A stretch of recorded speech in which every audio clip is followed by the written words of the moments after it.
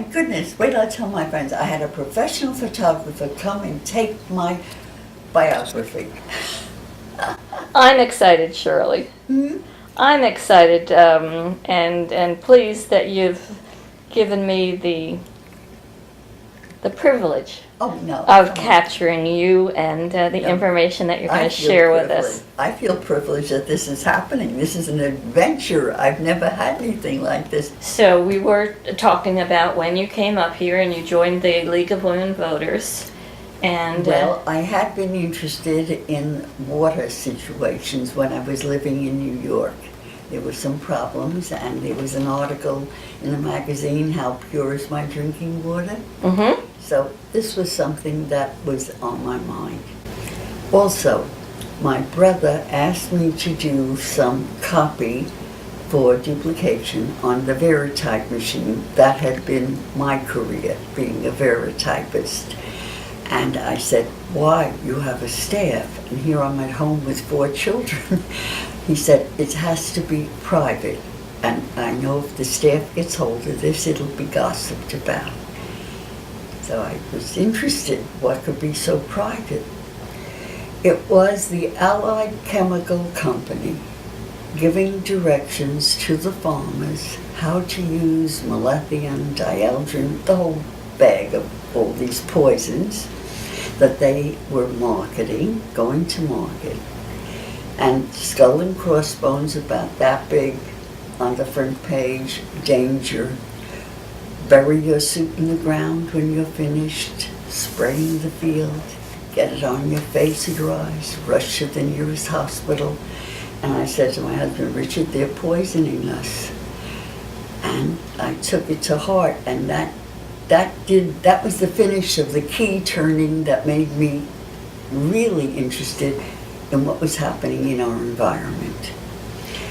When I came up to Kingston, I joined the League of Women Voters. We had an air pollution study, we had a water pollution study, and I became editor of the paper, and its front page had an article, an environmental article, every month. And then Earth Day came around, 1970. People started to say, Shirley, what are you going to do? I said, I don't know what to do. Well, you're right about it all the time. I said, yes, I hope I'm making people aware of what's happening. And so finally I said, well, if you're interested, come to my house such and such an evening. She spread the word. 35 people showed up in my home. Now, they were sitting on the floor because I don't have 35 chairs. And we formed a group, and we named it the Environmental Management Council of Ulster County. Very dignified. The first thing we did was shut the buses off from idling at the schools. There was lead in the gasoline in those days, and somehow they always seemed to park near the playgrounds. So the bus drivers didn't like us very much. Then we had the incinerator shut down from the high school. Ash would fly through the air. So the treasurer used to say to me, Shirley, you're costing us money. I said, yes, but the air is purer. Then we decided to recycle. And our first recycling drive was in January 1971. Just newspaper. And we had the cooperation of the principal of the high school, who allowed us to use the driveway into the high school. And we collected over 7 tons of paper. We were astonished at our success. It grew after that exponentially. People came out of the woodwork to join us.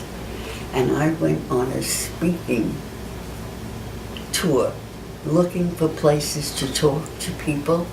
I talked to children in school, in classes. We had buttons made that said Ulster County Recycles. I'll show you one.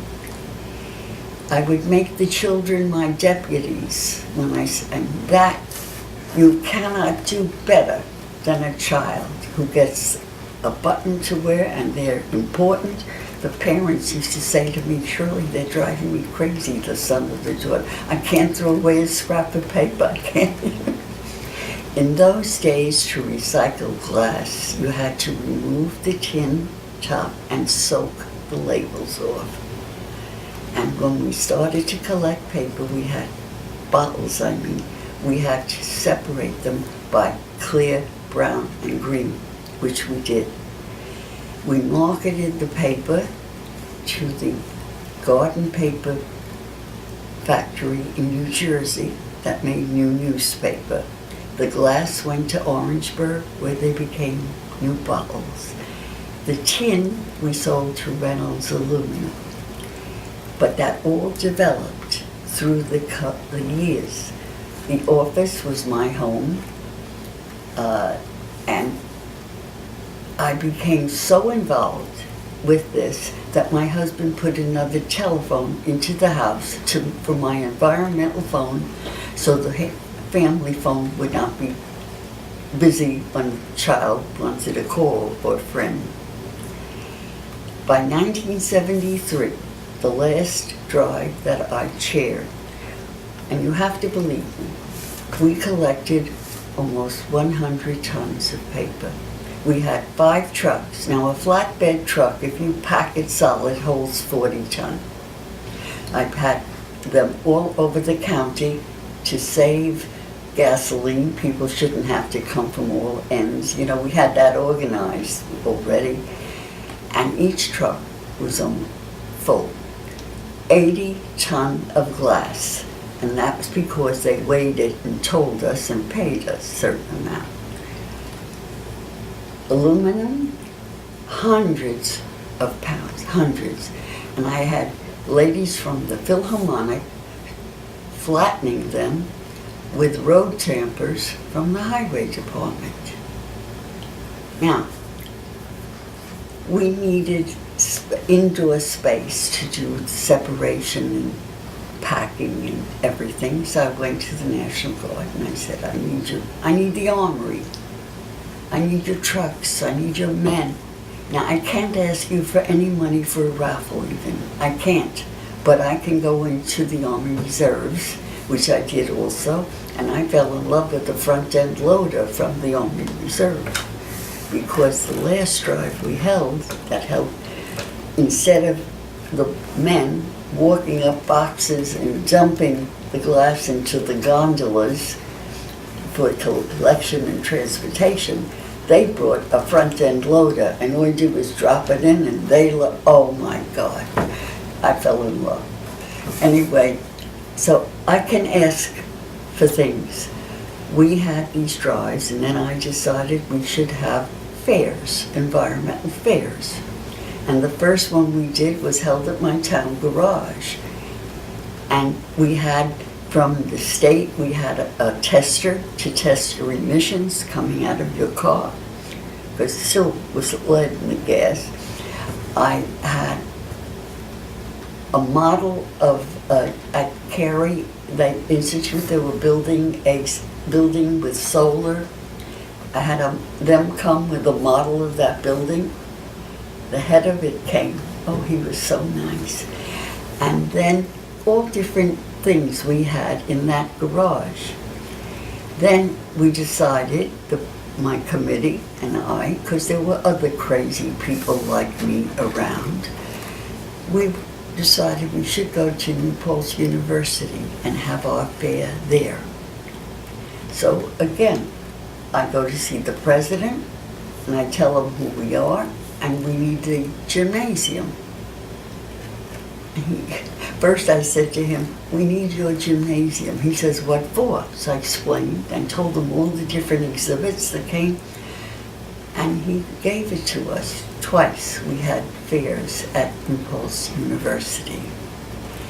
And through the years, I'm an anti-nuclear power person. So the state, I'm backing up, the state passed a law that towns had to have commissions, environmental, and the county had to have a council with representatives from. Well, my little volunteer group had grown to such a point we had members from every town practically as part of the volunteer group. So when this law was passed, and they got in touch with all the towns latched on to these volunteers as being knowledgeable and being the persons that should be there. And I was given the pleasure of being the chairperson of that. And I will tell you, right now, being a volunteer, you can go ahead and try something. If it doesn't work, you try something else. But you can be adventurous. Being in the government is like having your feet in frozen molasses. You have to go through so much before you can do anything. So that's on the record. So anyway, then when I wanted to do something about anti-nuclear, I had nobody who wanted to take the responsibility. So my term was up, and I refused to take another term. I'm going to be the chairperson of an anti-nuclear power committee. And I knew one man who was a professor at New Paltz, and he had the same sympathies. He took me down there, and he introduced me to professors that he knew were anti-nuclear power. And I was able to get a committee of 5 professors with their PhDs, 2 were heads of their departments. That was my committee. So that is another aspect of what we did. We created testimony, we traveled to hearings, and there was a worldwide conference in Washington, D.C. about low-level radiation. I was on crutches. My husband drove me down, and I went to that conference. And first time I wore earphones, for the translate. There were people there from Okinawa,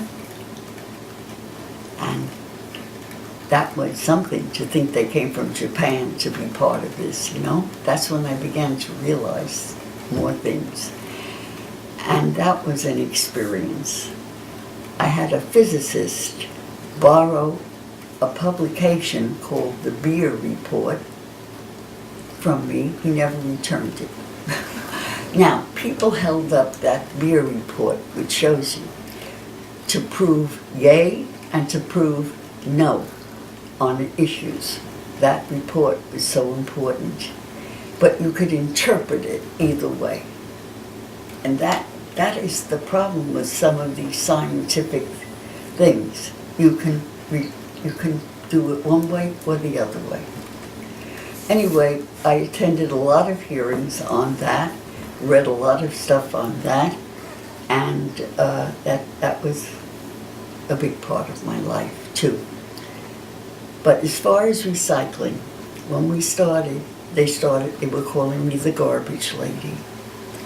And I had such cooperation from people. The head of the highway department in the city said to me, "Shirley, if there's a storm, I will see that it's plowed." It's something like that. You couldn't ask for more cooperation than I got from a lot of people. But there were other people who didn't want to see me come into their office. They just didn't want to know me. I was that crazy woman. And that's, I'll show you my scrapbook.